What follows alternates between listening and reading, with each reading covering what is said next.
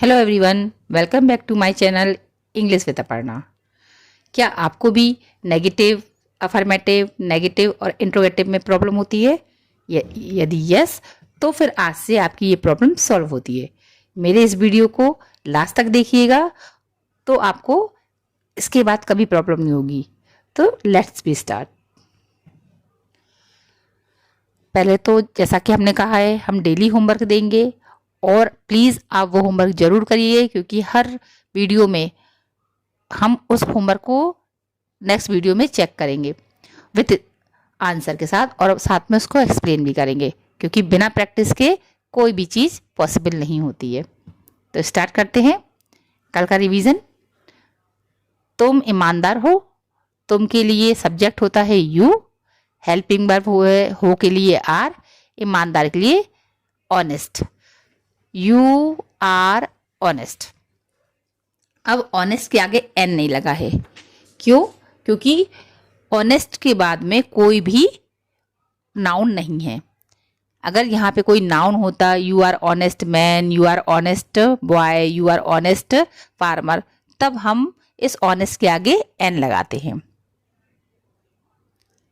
हम खिलाड़ी हैं, हम का सब मीनिंग होता है वी, हे का मतलब प्लूरल है आर, और खिलाड़ी बहुत सारे हैं इसलिए प्लेयर्स। देखिए यहाँ बन गया वी आर प्लेयर्स।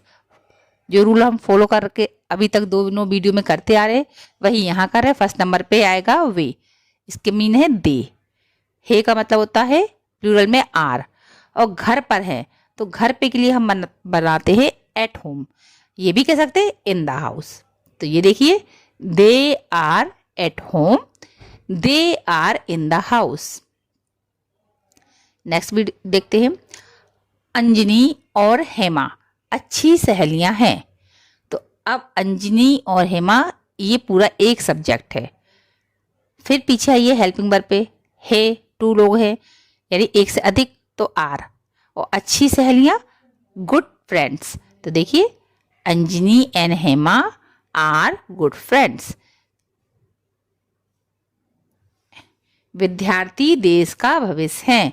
अब विद्यार्थी स्टूडेंट्स, पीछे आ जाइए। अब यहाँ है लिखा है लेकिन है तो प्लूरल, तो इसलिए आर, और देश का भविष्य यानी कि पहले हम यहाँ पे हमारे दो आ गया, देश का भविष्य, तो हम यहाँ से स्टार्ट करेंगे। भविष्य की लेंगे द फ्यूचर, का के लिए लगता ऑफ, देश के लिए लगेगा द कंट्री। फिर से देखिए स्टूडेंट्स, फिर हे के लिए लगेगा आर, भविष्य के लिए लगेगा द फ्यूचर, का की होती है ऑफ, देश की होती है द कंट्री। तो बन गया students are the future of the country.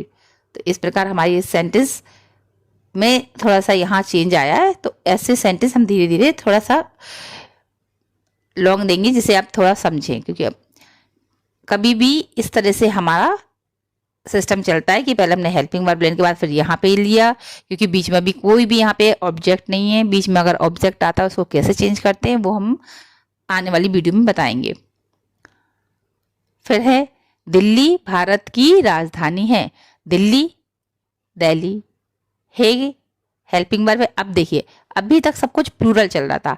You plural होता है, वी प्लूरल होता है, दे भी प्लूरल है, अंजलि के साथ में एक और हेमा जुड़ी हुई है। हेमा में सॉरी डबल ई लग गया है, तो ये डबल ई नहीं है, सिंगल ई है। तो इसका करेक्शन गलती से हो गया, तो इसे ठीक कर लीजिएगा आप लोगों की, डबल ई नहीं ई है, बाय मिस्टेक वो ऐसा लग गया था।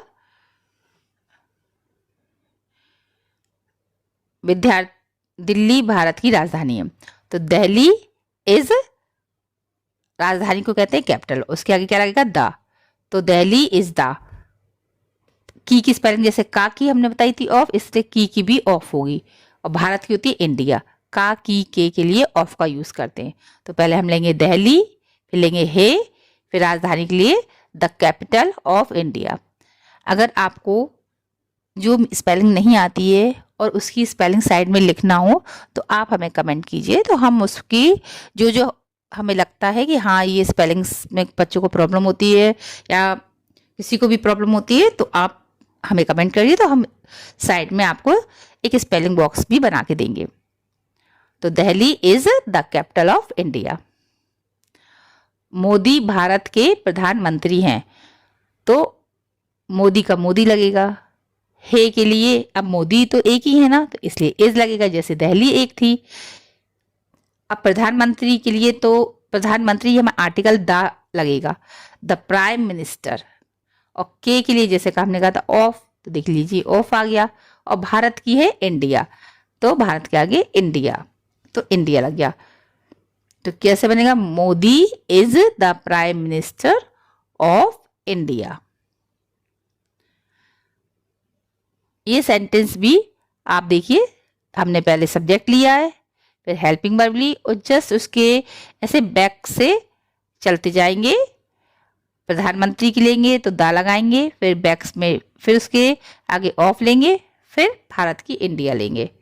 कभी ऐसे सेंटेंस थोड़े लॉन्ग आ जाए तो इसमें कंफ्यूजन नहीं है, इसी तरह हमारा सेंटेंस चलता है। अगर बीच में कोई ऑब्जेक्ट ना आए तो ऐसे ही हमारे बैक से क्वेश्चन कंप्लीट हो जाता है। वह कमजोर है, वह ही, लड़का लड़की पता नहीं चल रहा तो आप शी भी लगा सकते हैं। अब सिंगुलर है तो है के लिए इज, और कमजोर की होती है वीक, तो ही या शी इज वीक। मैं मेहनती हूँ, मैं की आई आपने अभी पहले वीडियो में पढ़ा है, एक फर्स्ट और सेकंड वीडियो में, कि आई के साथ में एम लगता है, इसलिए एम।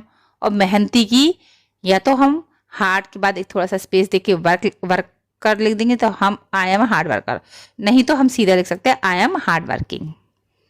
तो आई होप कि आपने ये वीडियो में जो हमने होमवर्क दिया था वो किया होगा। नहीं किया तो फिर से रिक्वेस्ट है, आप प्लीज़, हम इतनी मेहनत से वीडियो बनाते हैं आपके लिए, उसमें हम क्वेश्चंस देके फिर उसको आंसर को भी समझाते हैं, सिर्फ इसलिए कि बच्चों को इंटरेस्ट है कि हाँ हमने जो बनाया वो हमारा सही है कि गलत। तो जब भी हम कुछ भी क्वेश्चंस दें तो प्लीज़ आप उसको बनाइए और मेरी वीडियो में उस आंसर को चेक करिए। अब हमारा आज से नया रूल शुरू होता है। आज हम जो सेंटेंस हमने इज एम आर सीखे, उसी सेंटेंस को हम नेगेटिव कैसे बनाएंगे। बहुत इजी है, इतना कंफ्यूजन रहता है बच्चों को कि नेगेटिव, इंट्रोगेटिव, अरे कुछ बहुत कुछ आ गया, लेकिन नहीं, अफर्मेटिव, नेगेटिव, इंट्रोगेटिव बहुत इजी होते हैं। आपको बस ये पता होना चाहिए कि नेगेटिव का मतलब होता है एन फॉर नेगेटिव और N for not, NOT not. ठीक है, यहाँ ये लिखा, यहाँ अभी हम देंगे इसका स्ट्रक्चर बना के तब दिखेगा आपको। और इंट्रोगेटिव में अभी तक हमने आपको हेल्पिंग वर्ब सिखाई है ओनली 3, इज एम आर, तो वही इज एम आर को यदि सबसे स्टार्टिंग में आप लिख देंगे तो वो इंट्रोगेटिव बन जाएगा, और उसी इज एम आर में आप नॉट लगा देंगे तो हमारा सेंटेंस नेगेटिव बन जाएगा। जो और अफर्मेटिव सेंटेंस में यदि हमें नॉट दिखता है तो उसे हटा दीजिए, तो अफर्मेटिव सेंटेंस बन जाता है। यदि हमें कोई इज एम आर आगे दिखाई दे रहा है तो उसे सब्जेक्ट के बाद लिख दीजिए। इसीलिए हमने आपको सबसे पहले जब समझाया था तो ये बात पहले कही थी कि आपको हर सेंटेंस का पार्ट पता होना चाहिए कि सब्जेक्ट क्या है, हेल्पिंग वर्ब क्या है, ऑब्जेक्ट क्या है। आज आपने सब्जेक्ट पहचाना है तभी आप उसमें नोट लगा सकते हैं और नोट हटा सकते हैं, नहीं तो फिर आपको पता कैसे चलेगा कहाँ पे नोट लगना है और कहाँ पे नहीं लगना है। तो हमारा स्ट्रक्चर हमने सब बनाया जिससे आपको क्लियर होगा। सबसे पहले हमारा अफर्मेटिव में हमने 2 पार्ट्स निकाले हैं, एक नेगेटिव, इंट्रोगेटिव, क्योंकि हमने सीखना ही है नेगेटिव इंट्रोगेटिव। तो इसलिए अफर्मेटिव से अगर आप नेगेटिव बना रहे या अफर्मेटिव से इंट्रोगेटिव बना रहे तो इसका स्ट्रक्चर तैयार होता है। ये देखिए, स्ट्रक्चर का मतलब है कि जैसा ये स्ट्रक्चर बना है वैसे आप सेंटेंस को सेटिंग करते जाइए। जैसे कि पहले हमने सब्जेक्ट लिया जो हमें कहाँ मिलता है, सबसे पहले, फिर प्लस तुरंत हमें हेल्पिंग वर्ब ली, वो कहाँ मिलती है, सबसे लास्ट में। फिर उसी हेल्पिंग वर्ब में सेंटेंस आपको क्रिएट करना है नेगेटिव, यानी नेगेटिव सेंटेंस चेंज करना है। तो नेगेटिव भूल भी जाए तो आप एन से नेगेटिव और एन से नॉट, तो नॉट का मतलब होता है नहीं, यानी कि हम जो सेंटेंस अफर्मेटिव में आते हैं उसको हम नकारात्मक बनाना हो तो उसमें हम नॉट लगा देते हैं, और फिर जैसा ऑब्जेक्ट कॉम्प्लीमेंट ऑब्जेक्ट था वो लिख देते हैं। फिर इंट्रोगेटिव में क्या किया, जो एजेएमआर का यूज आप कर रहे हैं वो सबसे आगे रख दीजिए। उसके बाद फिर सब्जेक्ट है, फिर उसके बाद ऑब्जेक्ट, यानी कि जो सबसे पीछे सेकंड नंबर पे आता था हेल्पिंग वर्ब, अब वो किस नंबर पे आ रही है? सबसे आगे फर्स्ट नंबर पे आ रही है। फिर होता है इंट्रोगेटिव भी होता है और प्लस नेगेटिव भी होता है। तब हम क्या करेंगे? तब उसका स्ट्रक्चर बनेगा कि इंट्रोगेटिव है और नेगेटिव है। तो इंट्रोगेटिव का मीन्स तो देखिए पहले नंबर पे हमें क्या रखेंगे? Helping verb. तो हम यहाँ पे पहले नंबर पे हेल्पिंग वर्ब ही रखेंगे। फिर सेकंड नंबर पे हमें क्या रखना है? सब्जेक्ट। जैसा कि आपने इंट्रोगेटिव स्ट्रक्चर में देखिए देखा है, हेल्पिंग वर्ब के बाद हमने सब्जेक्ट रखा है। ये दोनों कंडीशन सेम है इंट्रोगेटिव की, बट अब इसमें नेगेटिव दिया है। तो नेगेटिव का मतलब हमने आपको अभी क्या बताया था कि सब्जेक्ट के बाद सब्जेक्ट आप पहचानने लगे, हेल्पिंग वर्ब लिखा है, सब्जेक्ट लगा, उसके जस्ट बगल में नॉट लगाइए। यानी कि यहाँ पे नोट जो लग रहा है वो सब्जेक्ट हेल्पिंग वर्ब के बाद लग रहा है, क्योंकि वो आप नेगेटिव सेंटेंस बना रहे हैं। तो हेल्पिंग वर्ब को आप ढूंढिए, उसमें नोट लगा दीजिए। लेकिन यहाँ पे आप इंट्रोगेटिव बना रहे हैं तो हेल्पिंग वर्ब को आगे करना, क्योंकि वो क्वेश्चंस बन गया हमारा। जैसे हमने कहा यू आर स्टडी, तो उसी चीज को आप कहोगे यू आर स्टडी, अब हमें बनाना है नेगेटिव, तो आप कहते हैं यू आर नॉट स्टडी। लेकिन हमने कहा उसका इंट्रोगेटिव बनाओ, उसी आर को आप सबसे पहले रख दीजिए, तो बन जाएगा आपका इंट्रोगेटिव सेंटेंस। लेकिन और उसमें इसीलिए सब्जेक्ट के बाद नॉट लगाया और फिर बाद में ऑब्जेक्ट लगाया।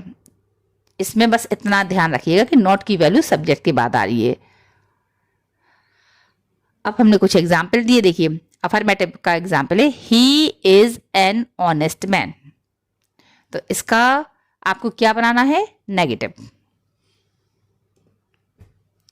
तो हम जैसा कि हमने रूल्स में लिखा है, ये देखिए हेल्पिंग वर्ब के बाद आपको नॉट लगाना है, तो आप लगाएंगे ही एच। अब यहां पे लिखा है हेल्पिंग वर्ब के बाद क्या लगाना हमें? नॉट। एन ऑनेस्ट मैन, जैसा कि अभी आगे जो आपने वीडियो में रिवीजन लिया था उसमें लिखा था ऑनेस्ट, एन नहीं लगा था, पर इसमें एन लगा है। तो इसका रीजन समझिए, क्योंकि ऑनेस्ट के आगे यहाँ एन लगा तो क्यों लगा, और वहां नहीं लगा था तो क्यों नहीं लगा था। तो देखिए हमने यहाँ पे एग्जाम्पल फिर से दे दिया है, he is an honest man. यहाँ ऑनेस्ट लगा है, इसका रीजन है क्योंकि ऑनेस्ट के बाद में मैन लिखा है, ये हमारा नाउन है। जब हमारा किसी भी एडजेक्टिव के बाद प्लस नाउन होता है तो वहां पे एन यूज करते हैं। एडजेक्टिव क्या होता है? एडजेक्टिव होता है किसी व्यक्ति के गुण या दोष को बताना, कि वो ऑनेस्ट है, कि वो क्रेजी है, कि वो ब्यूटीफुल है, कि वो स्मार्ट है, कि वो लेजी है, ऐसे। लेकिन यहाँ पे आप देखिए ही इज एन नहीं लगा, क्यों? क्योंकि ही इज ऑनेस्ट के बाद तो कोई भी नाउन है नहीं। जब कोई भी नाउन नहीं है तो हम यहाँ कोई भी आर्टिकल का यूज नहीं करेंगे। तो सीधा ऑनेस्ट के बाद कोई नाउन नहीं है, इसलिए एन आर्टिकल नहीं लगेगा। ये रूल्स आप बिल्कुल अपने माइंड में फीड कर लीजिए।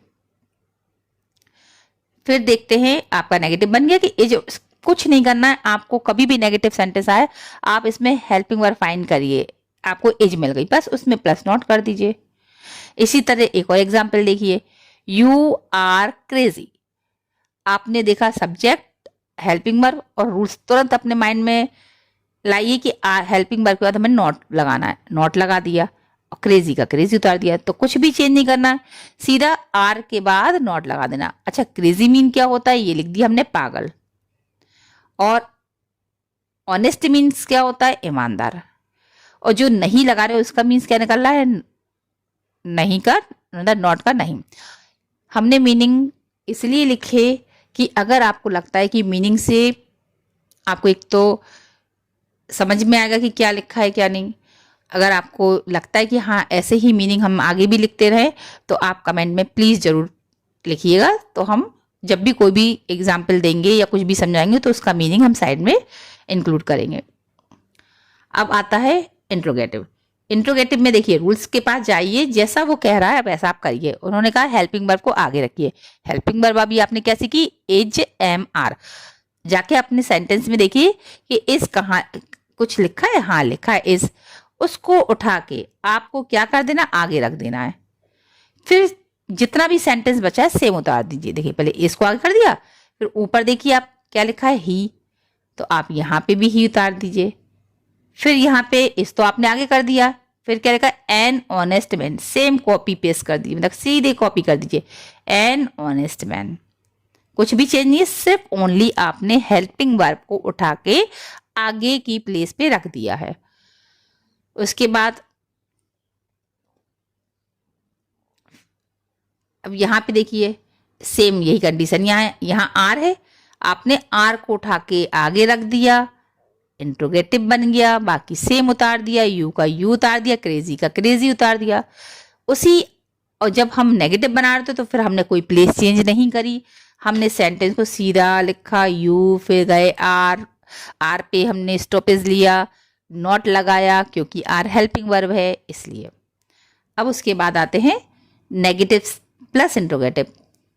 अब नेगेटिव भी है इंट्रोगेटिव भी है, या फिर हम ये भी कह सकते हैं इंट्रोगेटिव प्लस नेगेटिव।